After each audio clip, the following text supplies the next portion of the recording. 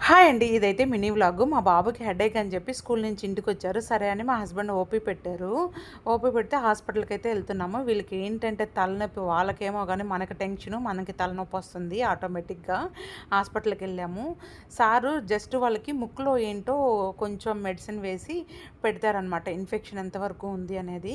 వాళ్ళు కనీసం పిల్లలకి ఇన్‌స్ట్రక్షన్స్ కూడా ఇవ్వలేదు. కొంచెం ఇట్లా ఉంటుంది బాబు, ఓర్చుకోవాలి, కొంచెం పెయిన్ ఉంటుంది, అవేం చెప్పలేదనమాట. నేను పక్కనుండి చెప్తున్నా కూడా నన్ను కామ్‌గుండమన్నారు. నాకైతే తలనొప్పి వచ్చింది. ఒక ముక్కులో అయితే అట్లా పెట్టంగానే మా వాడు అది డాక్టర్ మీద పడిపోయిందనమాట. ఆయన కొంచెం అన్‌ఈజీగా ఫీల్ అయ్యారేమో, బయట ఉండమన్నారు. మళ్ళీ వెళ్ళాము. అంతా చెక్ చేసిన తర్వాత ముక్కు లోపల ఏదో పొర వంకర ఉంది, ఆపరేషన్ చేయాలి, అది కూడా 18 ఇయర్స్ నిండిన తర్వాతనే. ఇప్పుడైతే దానివల్ల కూడా కొంచెం ప్రాబ్లం ఉండొచ్చు, సైనస్ అని చెప్పారనమాట. ఇదండి ఫైనల్గా. వీడియో కానీ నచ్చితే ప్లీజ్ లైక్ చేయండి, షేర్ చేయండి. Thank you.